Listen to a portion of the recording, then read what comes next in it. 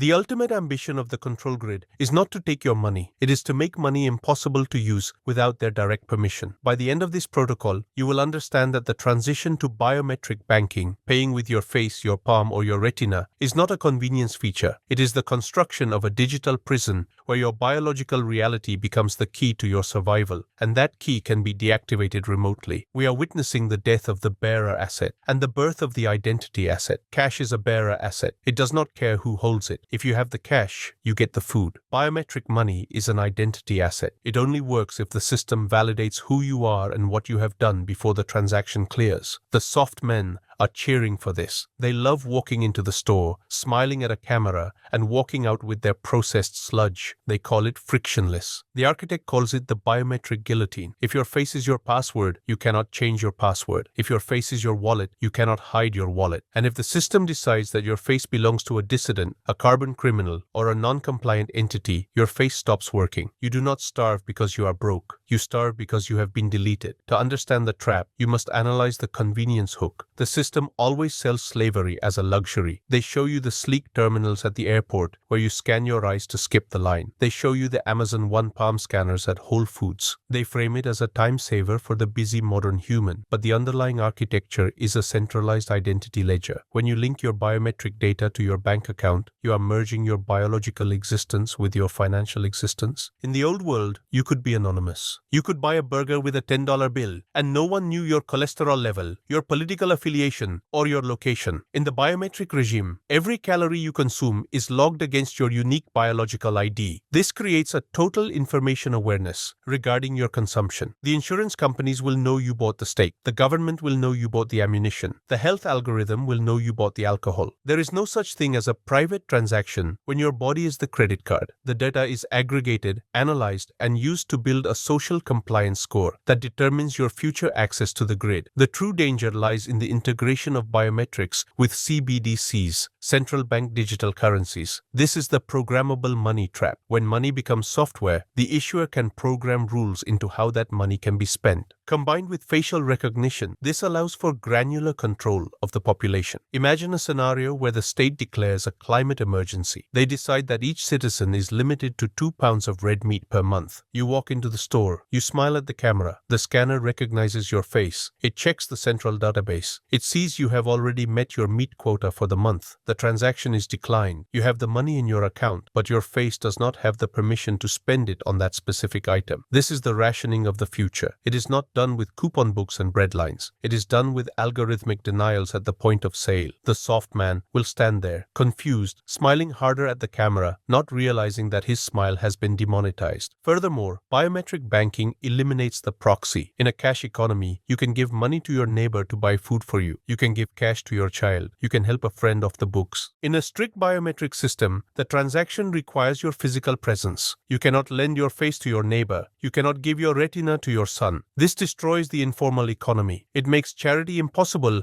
unless it is sanctioned by the state. It isolates individuals. If you are cancelled by the system, no one can easily buy food for you because the system tracks the sudden spike in their consumption. If your neighbor usually buys 1 loaf of bread and suddenly starts buying 2, the algorithm flags the anomaly. Who is the second loaf for? The system is designed to prevent resource leakage to non-compliant citizens. It is a hermetically sealed loop where every gram of resource is accounted for and tied to a verified biological identity. The psychological impact of this is the internalization of the panopticon. When you know that your face is being scanned everywhere you go, you change your behavior. You become performative. You suppress your anger. You suppress your disgust. You smile because you know the algorithm prefers happy citizens. This is the smile mask syndrome. You are training yourself to be docile because docility unlocks the door. The soft men will compete to be the most compliant, the most transparent, the most verified. They will view the man who covers his face as a terrorist. They will view the man who uses cash as a criminal. The architect understands that this social pressure is the true enforcement mechanism. The system doesn't need to put a policeman on every corner. It just needs to make you afraid that your face will be rejected by the coffee machine. The biometric guillotine is the final step in the war on anonymity. They have tracked your phone. They have tracked your car. Now they are tracking your biology. They are turning your unique genetic features into a barcode for cattle. If you accept this, you are accepting that you are property. You are admitting that you do not own your face. The database owns your face. The architect refuses to be catalogued. You refuse to link the blood in your veins to the numbers in their server. You understand that convenience is the bait, but the trap is total biological surveillance. The only defense against a system that demands your face is to become a ghost. The faceless protocol is not about living in a cave. It is about operating in the blind spots of the panopticon. By the end of this session, you will understand that privacy is no longer a passive right. It is an active martial art. The soft men dutifully line up to scan their irises for a free donut, trading their biometric sovereignty for a sugar rush. The architect rejects this transaction. You understand that once your biometric data is harvested, it is compromised forever. You cannot change your fingerprints like you change a password. Therefore, the primary directive is data starvation. You do not feed the beast. You refuse the convenience of the biometric line at the airport. You refuse the smart checkout at the grocery store. You accept the friction of the analog world as the price of your freedom. You stand in the slow line. You pay with the paper bill. You wear the mask not for health, but for stealth. You are becoming an anomaly in the data set, a blank space where a consumer should be. To defeat the gaze of the machine, you must understand adversarial fashion. Facial recognition algorithms work by mapping the geometry of your face, the distance between your eyes, the shape of your nose, the contour of your jaw. To break the lock, you must disrupt the geometry. This is the concept of CV dazzle, computer vision dazzle. The architect utilizes asymmetric hairstyles, reflective sunglasses, and high-contrast clothing patterns that confuse the sensors. You use infrared blocking fabrics that blind the thermal cameras. You wear a baseball cap pulled low. This is not paranoia. It is counter-surveillance. In a world where every street corner is a data collection point, your appearance is your camouflage. The soft man wants to be seen. He wants to be recognized by the system so he can be validated. The architect wants to be invisible. You move through the city like a gray man, unremarkable, forgettable, and untrackable. You leave no digital footprint and you leave no biological echo. The economic pillar of the faceless protocol is the black market of calories. If the supermarket requires a face scan, the supermarket is enemy territory. You must build a supply chain that operates off-grid. This means bypassing the corporate food system entirely. You do not buy your meat from a store that tracks your carbon footprint. You buy a cow share directly from a local rancher using cash. You buy your vegetables at the farmer's market where the transaction is peer-to-peer. You build a relationship with the producer, not the platform. When you buy a quarter cow with cash, there is no digital record of that transaction. The algorithm thinks you are starving while you are feasting on high-quality protein. This is nutritional sovereignty. You are decoupling your survival from the permission of the state. If the biometric guillotine falls and your account is frozen, you still have a freezer full of meat and a network of farmers who know your face as a friend, not as a data point. Finally, you must preserve the sanctity of cash. The soft men say cash is dirty, cash is inconvenient, cash is for criminals. This is propaganda. Cash is the only form of money that allows for a permissionless transaction. It does not require electricity, it does not require internet, and it does not require a face scan. It is the final barrier between you and the total control grid. The architect hoards cash. You keep a significant portion of your liquid wealth in physical notes. You use cash for every transaction where it is legally possible. By using cash, you are voting for privacy. You are keeping the analog infrastructure alive. Every time you tap a card or scan a phone, you are helping them build the digital prison. Every time you hand over a bill, you are driving a wedge into the gears of the machine. Cash is the currency of the ghost. It has no memory, it has no master, and as long as you hold it, neither do you. The faceless protocol is a commitment to friction. It is harder to be a ghost. It takes more time. It requires more effort. But the alternative is to be a pet. The system wants you to be a pet, tagged, chipped, and fed on a schedule. The architect chooses to be a wolf, wild,